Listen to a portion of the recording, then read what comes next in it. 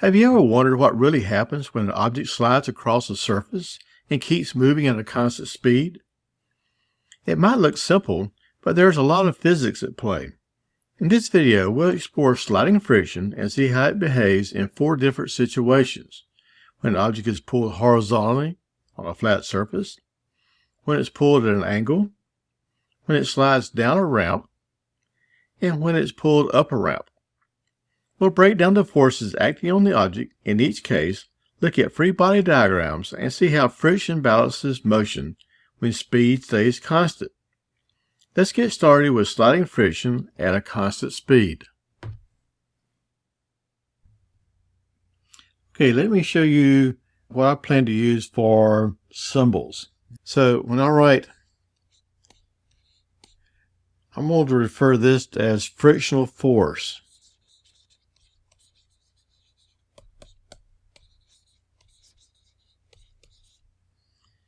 If I write F sub n, this will be normal force.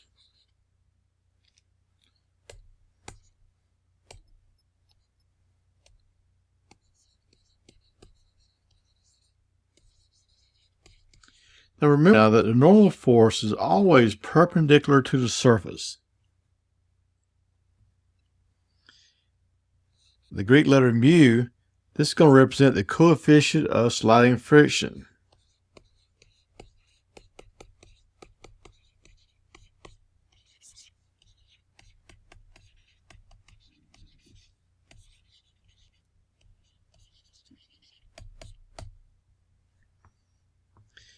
Something like Wt, I want this to represent weight. And that's equal to mass times gravity. If I write F sub A, I will refer to that as the applied force.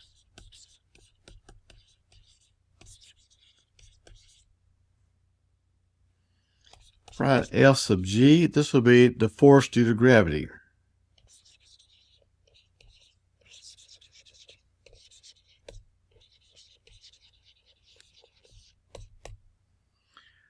Hopefully this will help you as far as trying to decipher all my symbols. Let's get started. An object being pulled horizontally along a horizontal surface. If I have a horizontal surface, an object on it, I'm going to apply my force in this direction.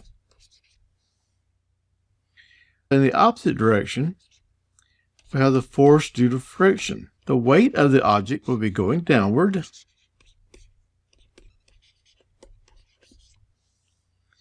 This will be my normal force.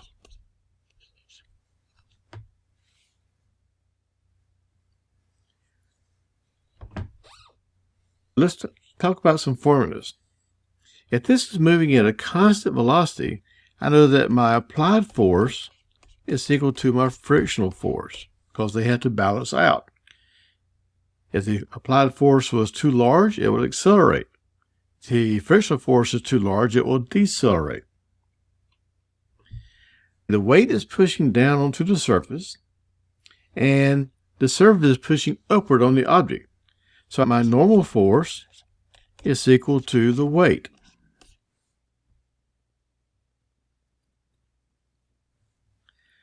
I also know that the force due to friction is equal to the coefficient of sliding friction times the normal force.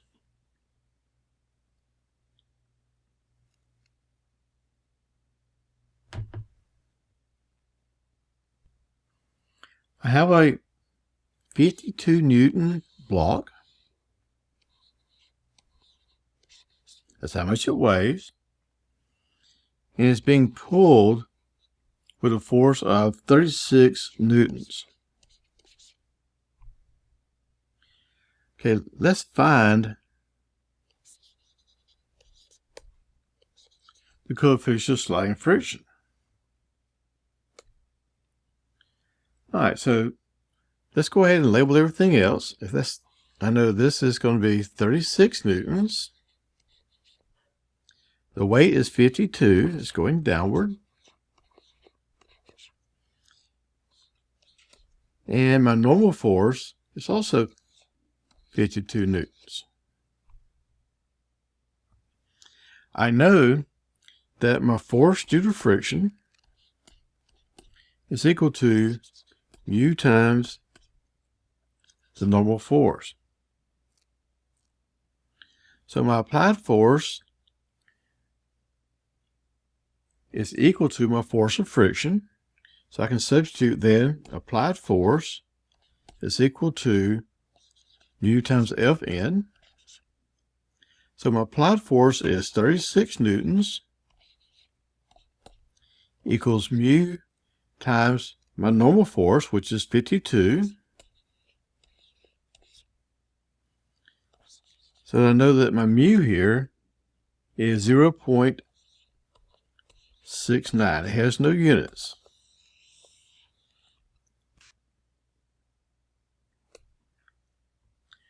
Okay, another example.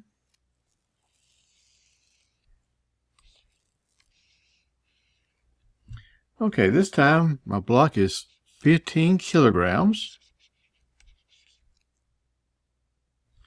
I'm given that mu is equal to 0.2. And I would like to find my applied force.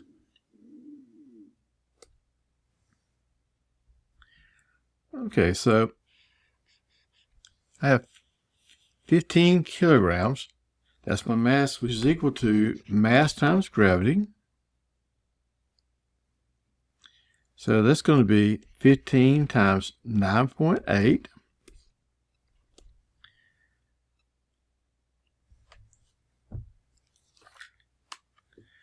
Which is 147 newtons.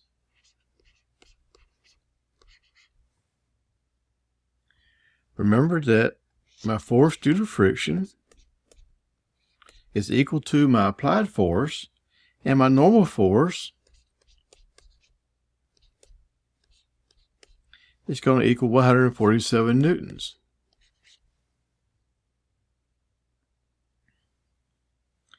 Okay, so we know that the force due to friction is equal to mu times Fn. So this is going to be 0.2 times my normal force of 147 newtons. So that gives me 29.4 newtons. And since my applied force is equal to my frictional force, I know that my applied force is then equal to 29.4 newtons.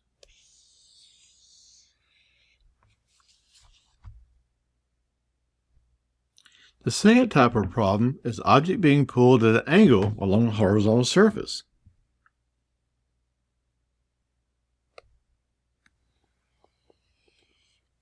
So here's my object.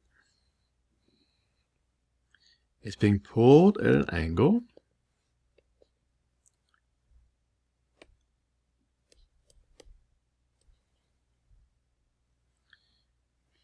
This object is going to have two components. It's going to have an X component to the force and a Y component to the force.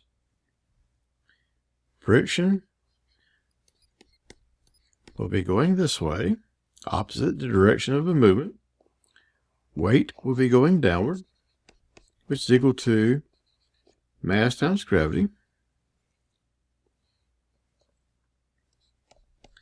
My normal force is going to equal to the weight minus the Y value of the force. I have an angle here.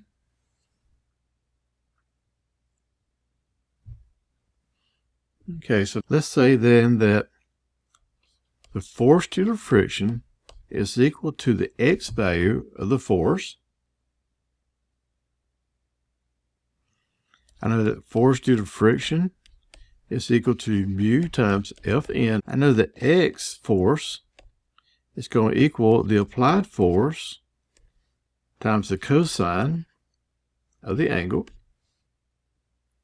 I know that my Y force is equal to the applied force times the sine of theta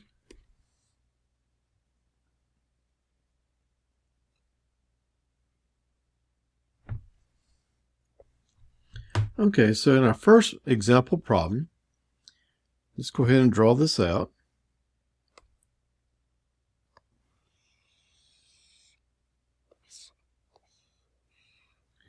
I have a 710 Newton force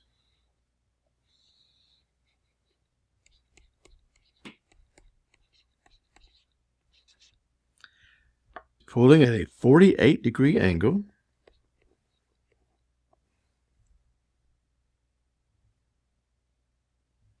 I know that mu is going to equal to 0.2.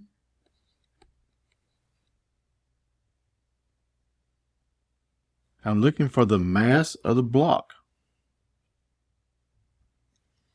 Okay, so the weight is here, which equals mass times gravity. Force due to friction is here. So I know that my force on the x, I know that's going to be 710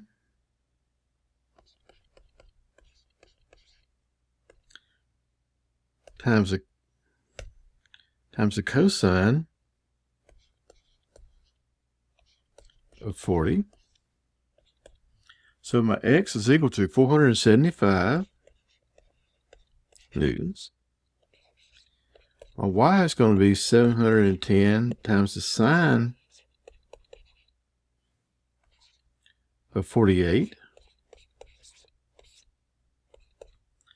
So it's going to be 527.6 newtons.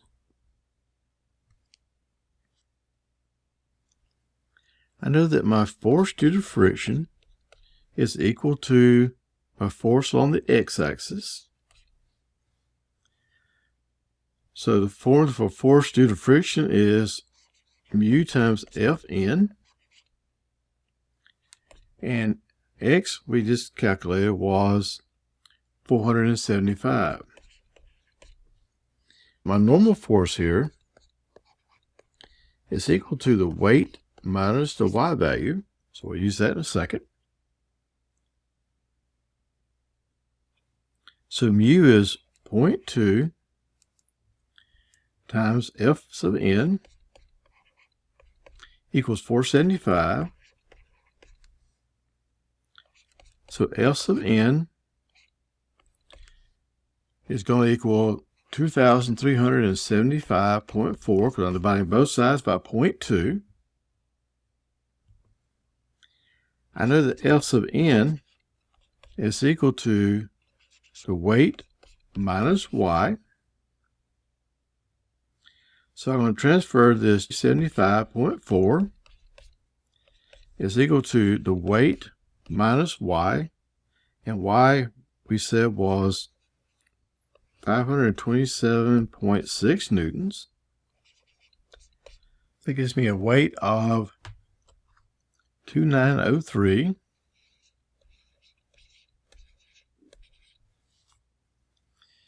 I know that weight is equal to mass times gravity. So 2903 equals the mass times 9.8. So the mass will be equal to 296.2 kilograms.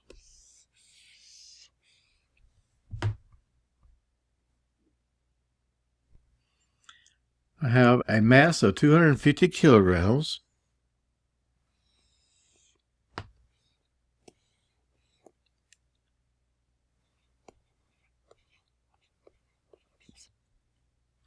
Being pulled at an angle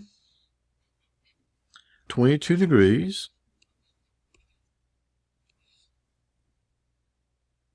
I know that my coefficient of friction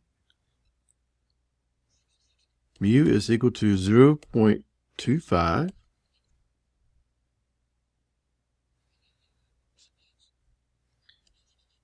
So weight is equal to mass times gravity.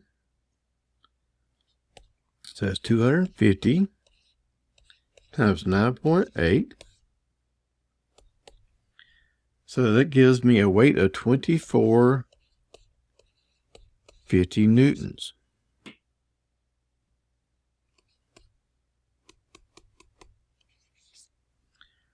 Okay, let's solve for my force on the X and Y axis. So that's going to be the applied force times the cosine of 22 degrees, which gives me 0.927 FAs. Note that my Y is going to be the applied force times the sine 22. That gives me 0.375 FAs.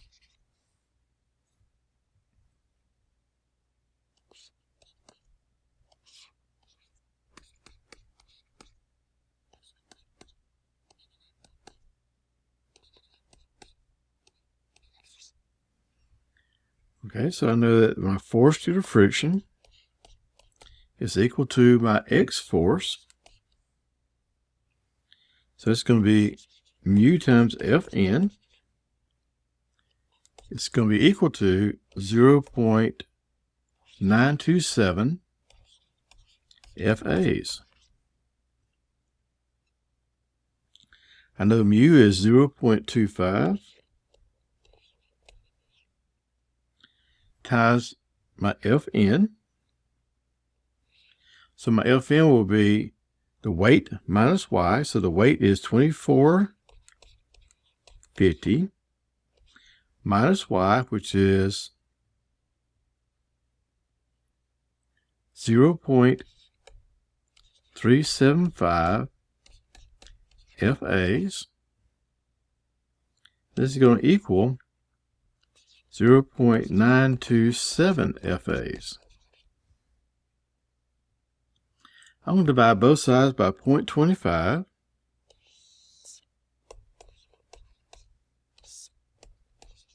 Rather than distribute all that. So I would have 2450 minus 0.375 FAs. It's going to equal 3.708 FAs. All right, let's carry on up here. So I'll combine like terms. That gives me 2450 is equals 3.708 plus 0.375. Both of these are FAs.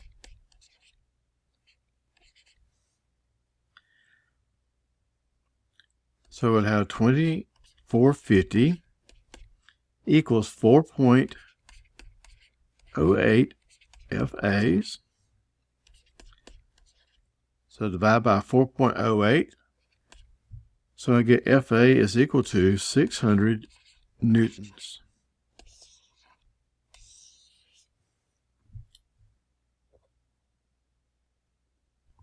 The next area is an object sliding down a ramp. Here's my object on the ramp. The weight will go straight down, which is the mass times the gravity. The normal force is going upward.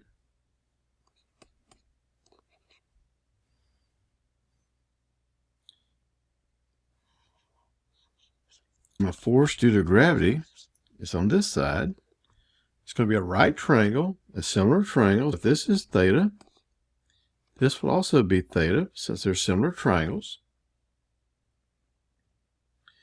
All right, if it's sliding down on its own accord, then force of friction will be opposite in the direction that it's traveling. And what's pulling it down is the force due to gravity.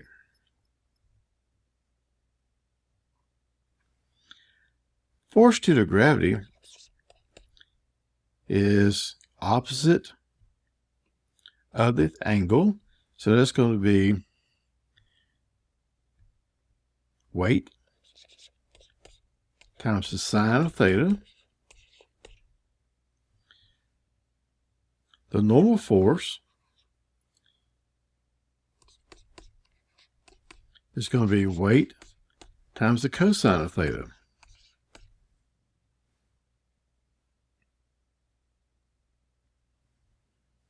So I know that the force due to gravity is equal to the frictional force if it's traveling at a constant speed.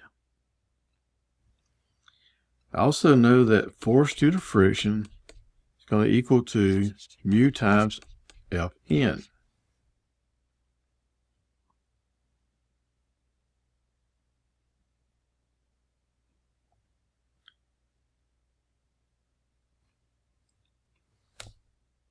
Let's solve for another formula here. All right, so force due to gravity is equal to force due to friction. Took that from above here. So the force due to gravity is weight times the sine of theta. The force of friction is going to be mu times the normal force. So weight times sine theta equals mu times, I know that the normal force is going to be the weight times the cosine of theta. Weight cancels on both sides. So I have sine theta equals mu cosine theta. Let's divide both sides by cosine theta.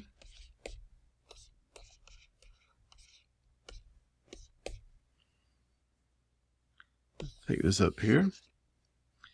So mu equals sine theta divided by cosine theta. And we know that sine theta over cosine theta is tan theta.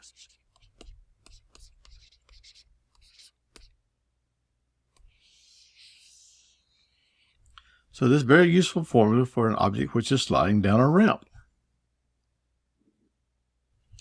So a ramp is used to slide crates from a truck to the floor. If the coefficient of sliding friction is equal to 0.3 between the crate and the ramp,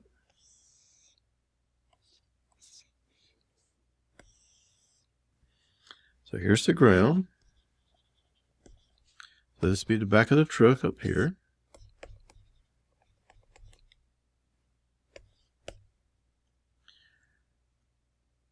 Okay, what angle should a ramp be? So let's say then that mu is equal to tan theta. So 0.3 equals tan theta. So theta is equal to the arctan of 0.3. So theta will be 17 degrees.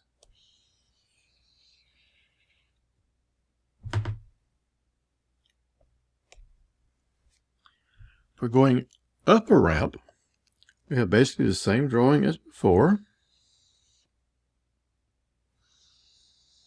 Okay, so the applied force is going up the ramp. I have two forces opposing this, the force due to friction plus the force due to gravity. Both of those will be opposing that motion. Here's my angle theta. Going straight down will be the weight, which equals mass times gravity. Perpendicular to the surface, I have my normal force. Parallel to the surface of the ramp, I have my force due to gravity. Essentially the same formulas I know that my force due to gravity is going to be my weight times the sine of theta. I know that my normal force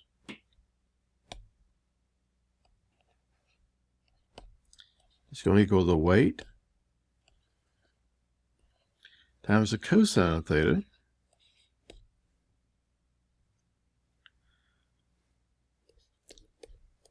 The applied force is equal to the frictional force plus force due to gravity.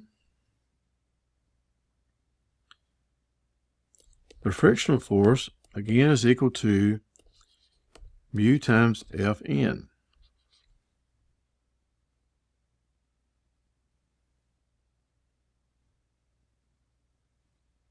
Okay, in our first example,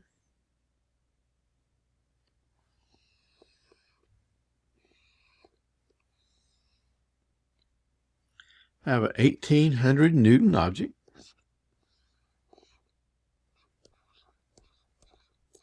That's the weight. It's 15 degrees.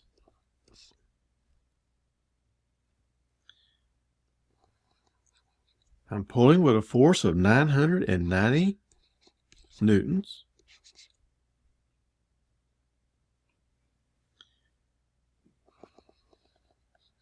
Weight is equal to 1800.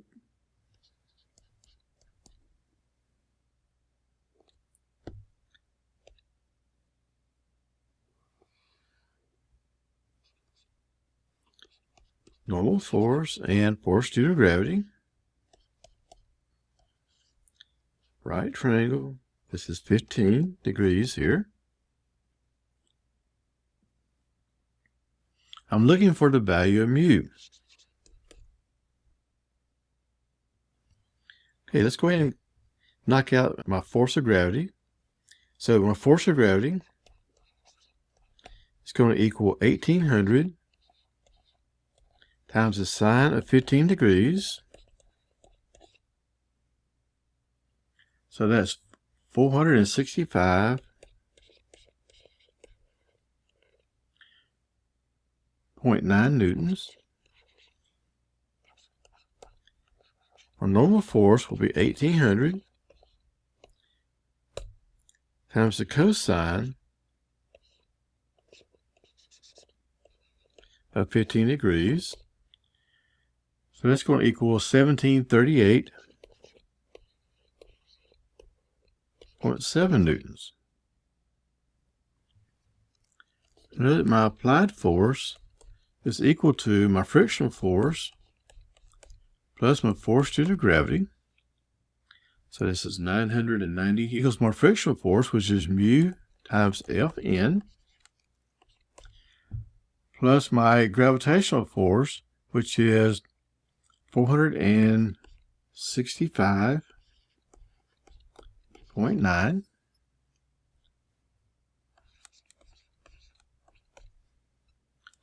So it's mu times Fn, which is 1738.7 plus 465.9. Let's subtract 469.5 from both sides.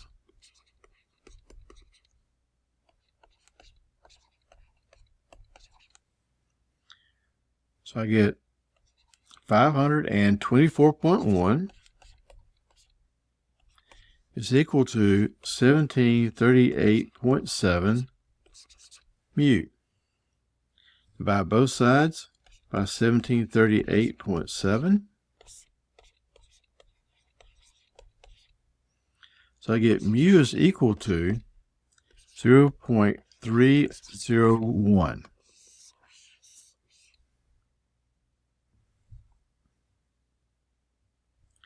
Okay, in the second example,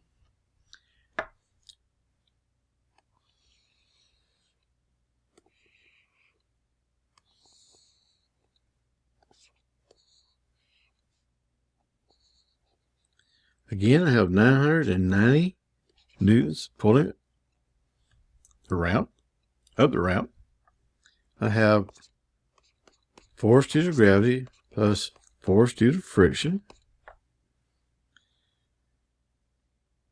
This object is 185 kilograms.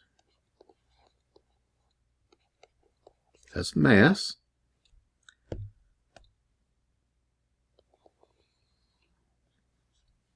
So I know my weight is going to equal mass times gravity, which is going to be 185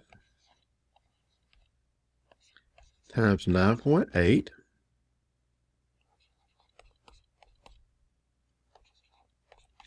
That gives me a weight of 1813 newtons.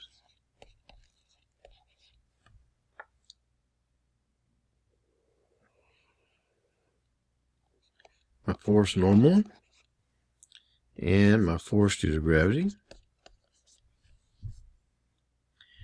My force due to gravity will be the weight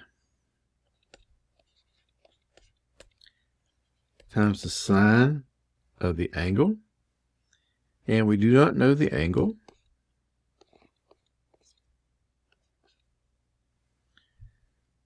So the force due to gravity is going to equal then 1813 times the sine theta.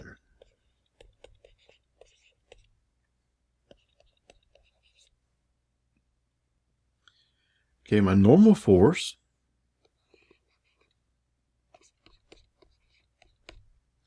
is going to be the weight times the cosine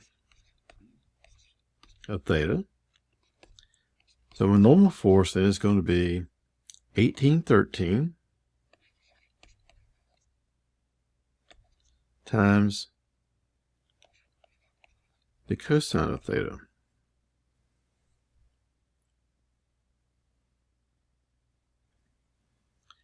Okay, we know that the applied force is equal to force due to friction plus the force due to gravity.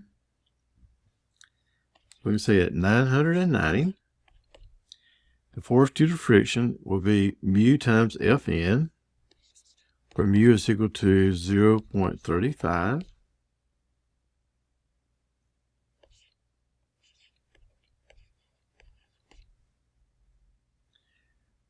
All right, times Fn. So Fn is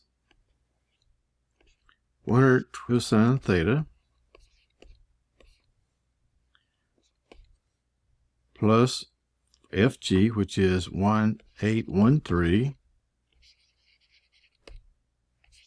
sine of theta. So this is 990. If I multiply here, I would get 635 cosine theta plus 1813 sine theta. Okay, so the trig identity I'm going to use here is I'm going to use A cosine theta plus B sine theta is equal to R cosine theta minus phi. Now I'm going to let A equal 635. I'm going to let B equal 1813. We're going to say R is equal to the square root of A squared plus B squared.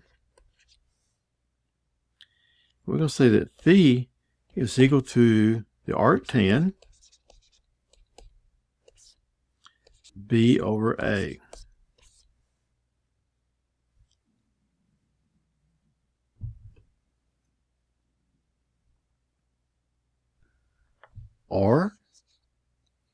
R is going to equal the square root of 635 squared plus 1813 squared. So R is going to equal 1921.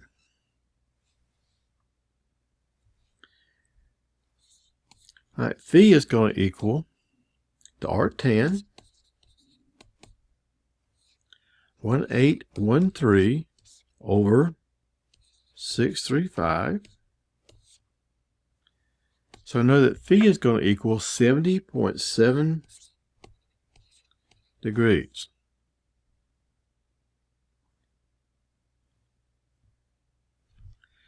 All right, so going back to our original formula, A cosine theta plus B sine theta is equal to R cosine theta minus phi. So we're going to say that this is equal to 990. It's going to equal R cosine theta minus phi. So this would be 990 equals 1921. Let me fix this here. Times the cosine of theta minus phi. Let's take this to the other side by dividing. So when I divide there, I get 0.5154 is equal to the cosine theta minus phi. I'm going to take the arc cosine of both sides. So in doing so, I get 59 degrees equals theta minus phi.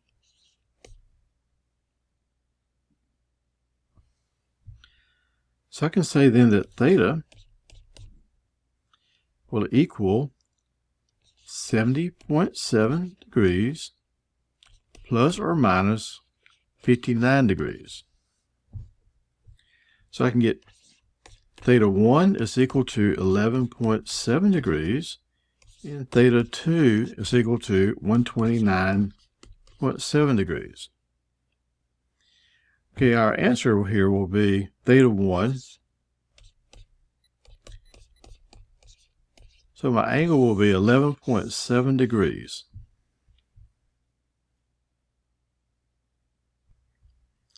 So we've seen that when an object moves at a constant speed, the frictional force always balances the component of the pulling force or the component of weight acting along the surface. Understanding this helps you connect motion, friction, and force diagrams, turning what looks like a simple movement into a clear, predictable part of physics.